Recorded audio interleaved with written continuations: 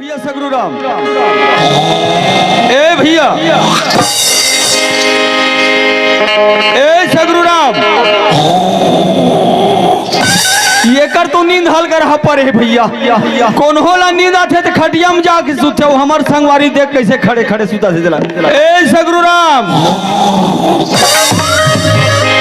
काकरो नींद पर रहे थे ना तो हिसाब से उठायल पर थे। ए सगरू, ए सगरू कौन असरे बाबू?